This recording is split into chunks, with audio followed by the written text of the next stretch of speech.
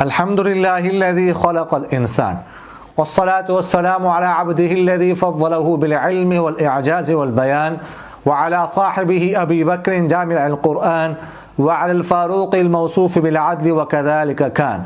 وعلى عثمان التقي الحي الذي تستحيي منه ملائكة الرحمن وعلى علي سيد العلماء والشجعان وعلى سائر أهله وأصحابه صلاة قائمة على ممر الزمان أما بعد.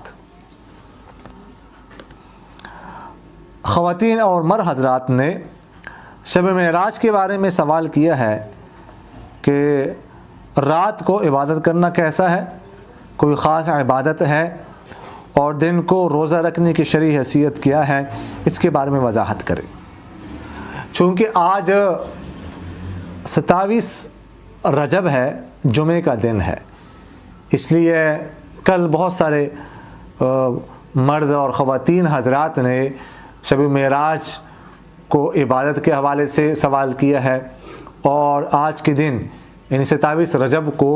روزہ رکھنے کے بارے میں بھی سوال کیا ہے. چونکہ یہ مشہور ہے کہ معراج کا واقعہ 27 رجب کو پیش آیا ہے، اس لیے اس کے بارے میں لوگوں نے سوال کیا ہے. تو پہلے تو یہ ذہن میں رکھیے گا کہ اس حوالے کے معراج کا واقعہ کب پیش آیا ہے، تو اس حوالے سے خاصا اختلاف ہے. سن کے بارے میں بھی اختلاف ہے، مہینے کے بارے میں بھی اختلاف ہے، اور تاریخ کے بارے میں بھی اختلاف ہے. کس سن میں پیش آیا ہے تو اس کے بارے میں 10 اور 11 اقوال ہیں. بعض روایات میں آتا ہے کہ ہجرت سے 6 ماہ پہلے، بعض روایت میں آتا ہے 8 ماہ پہلے، بعض روایت میں آتا ہے 11 ماہ پہلے، بعض روایت میں آتا ہے 12 ماہ پہلے، بعض روایت میں آتا ہے 14 ماہ پہلے، بعض روایت میں 15، 16، 17، 18، بعض روایت میں آتا ہے 3 سال پہلے، بعض روایت میں آتا ہے 5 سال پہلے ہجرت سے یہ واقعہ پیش آیا ہے. ایک تو یہ سن کے حوالے سے خاصا اختلاف ہے، پھر مہینے اور تاریخ کے حوالے سے بھی خاصا اختلاف ہے. بعض روایت میں یہ آتا ہے کہ یہ ربیع الاول کی 12 تاریخ کو پیش ہوا ہے، بعض روایت میں ربیع الاول کی 17 تاریخ کا ذکر ہے، 27 تاریخ کا بھی ذکر ہے، 27 ربیع الاول کو، اور بعض جگہ جو ہے 17 ربیع الثانی کا ذکر ہے، بعض جگہ 27 ربیع الثانی کا ذکر ہے، بعض جگہ 27 رجب کا ذکر ہے، بعض جگہ 17 رمضان کا ذکر ہے، بعض جگہ 27 رمضان کا ذکر ہے، اور بعض جگہ 27 شوال کا ذکر ہے. تو یہ آپ نے اندازہ لگایا ہوگا کہ اس میں کتنا اختلاف ہے. تو دیکھیے گا اگر اس رات کو کوئی خاص عبادت ہوتی، کوئی مسنون عبادت ہوتی، اور پھر دن کا روزہ رکھنا مسنون ہوتا، تو یہ اختلاف نہ پایا جاتا. اس لیے کہ زیادہ راجح یہ ہے کہ یہ واقعہ عام الحزن کے بعد، یعنی جب ابو طالب اور حضرت خدیجہ رضی اللہ عنہا کا انتقال ہوا، جس کو آپ صلی اللہ علیہ وسلم نے جس سال کو عام الحزن کہا، تو اس کے بعد یہ واقعہ پیش آیا ہے تقریباً 11 نبوی، سال نبوی میں. کیونکہ یہ جب آپ صلی اللہ علیہ وسلم کو بہت زیادہ اس کے بارے میں غم، دکھ، افسوس ہوا ان دونوں کے دنیا سے چلے جانے کے بارے میں، تو آپ صلی اللہ علیہ وسلم نے اعزاز کے طور پر یہ اعزاز دیا کہ معراج پوری آسمانوں کی سیر کرائی، معراج کروائی گئی تاکہ خوش ہو جائے. تو اس کے بعد آپ صلی اللہ علیہ وسلم تقریباً کوئی 12، 12.5 وغیرہ سال دنیا میں رہے ہیں.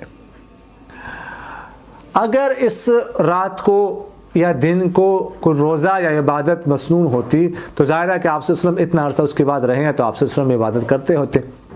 رات کو دن کو روزہ رکھتے ہوتے. اور ظاہر ہے کہ جب آپ صلی اللہ علیہ وسلم نے کوئی عبادت کی ہوتی، روزہ رکھا ہوتا، تو پھر یہ اختلاف ہی نہ ہوتا نا، پھر تو پتہ چل جانا تھا کہ آپ صلی اللہ علیہ وسلم نے یہ واقعہ فلاں رات کو پیش آیا ہے، فلاں تاریخ کو پیش آیا ہے، پھر تو اختلاف ہونا ہی نہیں تھا. لیکن جو اختلاف ہے تو اس سے معلوم ہو رہا ہے کہ کوئی اس میں مسنون عبادت نہیں ہے، مسنون روزہ نہیں ہے. اسی وجہ سے صحابہ نے اس کو کوئی توجہ نہیں دی، اور اختلاف پیش ہو گیا، اختلاف آ گیا. اگر مسنون عبادت ہوتی تو صحابہ کرتے، آپ صلی اللہ علیہ وسلم کرتے، پھر تو سب کو پتہ ہوتا کہ فلاں تاریخ کو ہے، تو یہ اختلاف نہ ہوتا. تو اس سے معلوم ہو رہا ہے کہ اس رات کو، دن کو کوئی مسنون عبادت نہیں ہے، کوئی روزہ مسنون نہیں ہے. البتہ اگر کوئی عبادت ویسے کرنا چاہتا ہے تو عبادت وہ کر سکتا ہے، لیکن مصنون عبادت کوئی نہیں ہے اور اس کا التزام جو ہے وہ نہ کیا جائے۔ باقی کسی بھی شب میں جو ہے عبادت کی جا سکتی ہے، کسی بھی شب کو قیمتی بنایا جا سکتا ہے۔ اس وجہ سے شیخ سعدی رحمہ اللہ نے فرمایا نا کہ ہر شب قدر است گر قدر بدانی، کہ ہر رات شب قدر ہے، اگر قدر جانو تو ہر رات کو آپ شب قدر بنا سکتے ہو۔ اب رات کو عبادت کرو، اب رات کو قیام کرو، اب رات کو نوافل پڑھو، اب رات کو دعائیں مانگو، تلاوت کرو، تو آپ کو ثواب حاصل مل جائے گا۔ تو ہر رات کو آپ شب قدر بنا سکتے ہیں۔ یہ تو نہیں ہے کہ شب قدر کو اللہ تعالیٰ کوئی خاص سنتا ہے، نعوذ باللہ باقی راتوں میں نہیں سنتا، یا شب قدر کو اللہ تعالیٰ دعا قبول کرتا ہے، عبادت قبول کرتا ہے، نوافل قبول کرتا ہے، تلاوت قبول کرتا ہے، نماز قبول کرتا ہے، باقی راتوں میں نہیں کرتا۔ وَنَحْنُ أَقْرَبُ إِلَيْهِ مِنْ حَبْلِ الْوَرِيدِ، اللہ تعالیٰ ہر وقت سنتا ہے، اور ہر گھڑی میں جب بھی اللہ تعالیٰ سے دل سے خلوص سے مانگا جائے تو اللہ تعالیٰ اس کو قبول کرتا ہے۔ تو اس لیے یہ میں نے مناسب سمجھا کہ بہت سارے لوگوں نے اس حوالے سے سوال کیا تھا کہ میں اس کی وضاحت